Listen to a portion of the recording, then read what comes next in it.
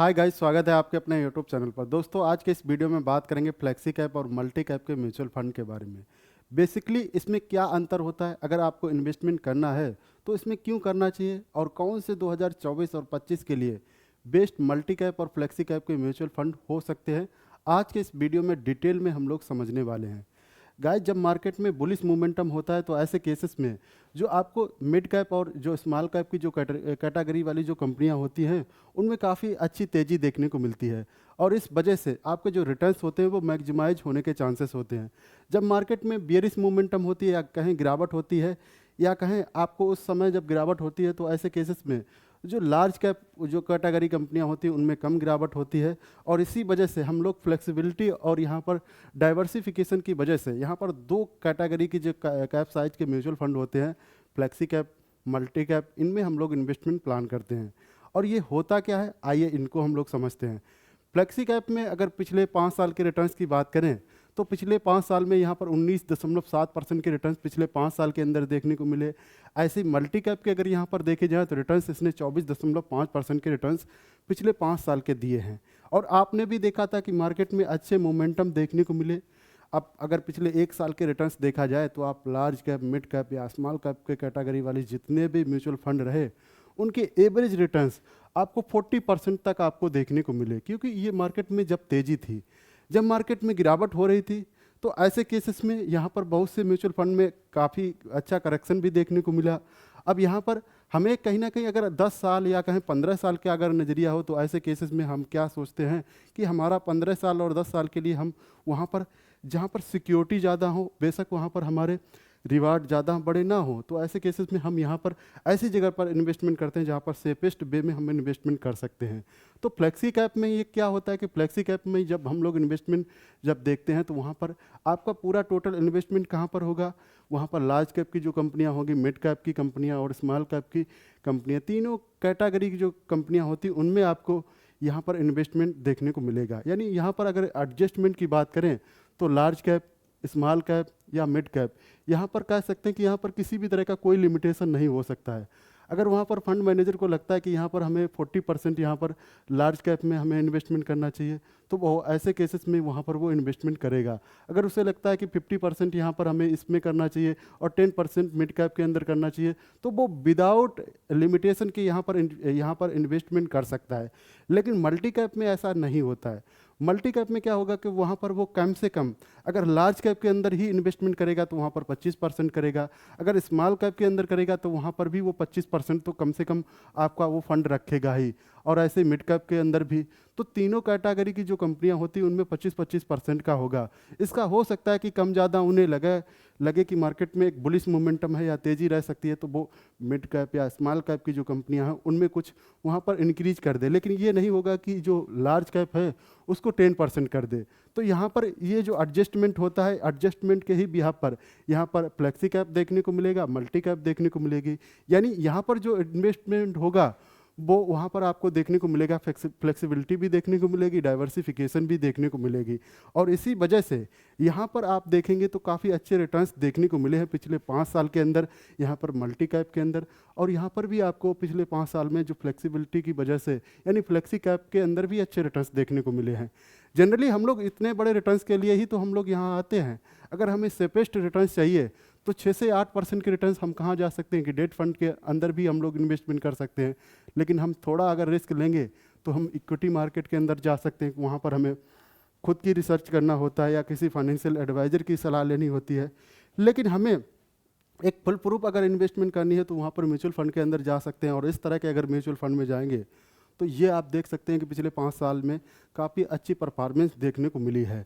अब बात करें क्यों इनमें इन्वेस्टमेंट करते हैं, इसमें हमेशा ही अगर इनकी बात करें तो इनमें हमेशा एसआईपी के तौर पर अगर हमें कंसीडर करना होता है तो लार्ज कैप और मल्टी कैप के जो म्यूचुअल फंड होते हैं उनमें लॉन्ग टर्म में काफ़ी अच्छा ऑप्शन देखने को मिला है। क्योंकि यहाँ पर जो सभी ग्रोथ के जैसे लार्ज कैप, मिड कैप और स्मॉल कैप में ग्रोथ जो होती है उसको कैप्चर करते हैं।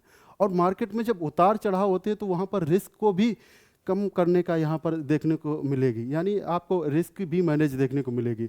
और इनमें जब लॉन्ग टर्म में अगर हम यहाँ पर इन्वेस्टमेंट करते हैं तो यहाँ पर कंपाउंडिंग पावर भी ज़्यादा देखने को मिलती है। यहाँ पर जनरली हम लोग 5 से 10 साल के लिए यहाँ पर हम जा सकते हैं और इसके पहले का वीडियो आप देखेंगे तो वहाँ पर हमने फ्लेक्सी कैप के लेकर एक हमने वीडियो में एक्सप्लेन किया था कि कौन सा फ्लेक्सी कैप आपको यहाँ पर आपको मार्केट में अच्छा देखने को मिल सकता है, उसे कैसे सिलेक्ट करना है। अगर किसी अन्य म्यूचुअल फंड को अगर देखना है तो उसके की पैरामीटर क्या होते हैं, क्या क्या चीज़ें देखनी चाहिए, उनको देखकर ही हम लोग यहाँ पर सिलेक्ट करते हैं और कौन से होंगे अब यहाँ पर आप देख सकते हैं। अगर वो वीडियो नहीं देखा, आप प्लेलिस्ट में जाकर सबसे पहले वो वीडियो देख लीजिए, क्योंकि वहाँ से आपकी बेसिक जो नॉलेज होगी वो आप वहाँ से सीख जाएंगे कि वहाँ से क्या क्या चीज़ें देखनी होती हैं। अब उन्हीं के बेसिस पर जैसे टॉप रिकमेंडेड ये फंड निकल कर आए हैं, इनमें से कुछ फ्लेक्सी कैप के भी हैं, कुछ मल्टी कैप के हैं। जैसे फ्लेक्सी कैप का जो पहला यहाँ पर आपको जो देखने को मिल रहा है, ये पराग पारिक फ्लेक्सी कैप है। ये फंड हाउस की बात करें तो यहाँ पर इसका जो टोटल असेट जो अंडर मैनेजमेंट होती है 81,919 करोड़ की, और इसके पिछले 5 साल के अंदर जो रिटर्न्स रहे वो काफ़ी अच्छे देखने को मिले। यानी यहाँ पर देखा जाए तो 25.6% के रिटर्न्स पिछले 5 साल के कंपाउंडेड एनुअल ग्रोथ रेट के हिसाब से, ये कंपाउंडेड एनुअल ग्रोथ रेट के हिसाब से देखने को मिले। अब हम लोग जनरली अभी हमने कहा था कि जब हम लोग सेपेस्ट वे में देखते हैं तो हम अगर 15 साल 20 साल के लिए देखते हैं, अगर वहाँ पर 10 से लेकर 15% के बीच में अगर रिटर्न्स रहें तो उसे वेल एंड गुड कहा जाता है। लेकिन ये जो पराग पारिक फ्लेक्सी कैप है, इसके पिछले 5 साल के भी अच्छे रहे, 10 साल का भी डेटा देखेंगे तो वहाँ पर भी काफ़ी अच्छे रिटर्न्स देखने को मिले हैं।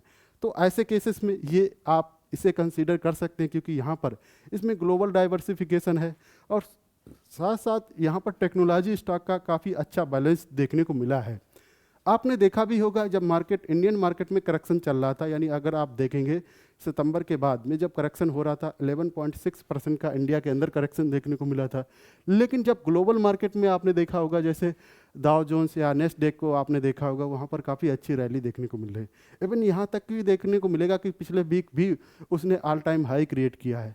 तो ऐसे केसेस में जब ग्लोबल डाइवर्सिफिकेशन यानी ग्लोबल कंपनियां जो होती हैं उनमें अगर इन्वेस्टमेंट होता है तो वहाँ पर आपके रिटर्न्स कहीं ना कहीं आपके वहाँ पर मैक्सिमाइज होने के चांसेस होते हैं। तो इस पराग पारिक जो यहाँ फ्लेक्सी कैप है, इसके काफ़ी अच्छे परफॉर्मेंस नज़र आए हैं। और दूसरा हमने यहाँ पर जो लिया है Mirae asset emerging balance blue chip fund, इसका फंड साइज की बात करें तो यहाँ पर जो असेट मैनेजमेंट जो की जाती है वो 38,166 करोड़ इसके अंडर मैनेजमेंट की जाती है। और ये जो फ्लेक्सी कैप के कैटेगरी को आपको देखने को मिलेगा, जिसमें मिड और लार्ज कैप का यहाँ पर काफ़ी अच्छा बैलेंस देखने को मिला है। यानी अभी हमने बताया था कि जब जो मल्टी कैप होगा उसमें आपको तीनों cap, large cap, small cap और मिड कैप, तीनों कैप के अंदर आपको इन्वेस्टमेंट देखने को मिलेगा। लेकिन फ्लेक्सी कैप में हो सकता है कि यहाँ पर मिड कैप या कहें लार्ज कैप, इन दोनों के अंदर ही देखने को मिले, जैसे इसके केसेस में आपको यहाँ पर देखने को मिला। इसके रिटर्न्स की बात करें तो पिछले 5 साल के अंदर इसके 23% कंपाउंडेड एनुअल ग्रोथ रेट के हिसाब से इसके रिटर्न्स देखने को मिले हैं।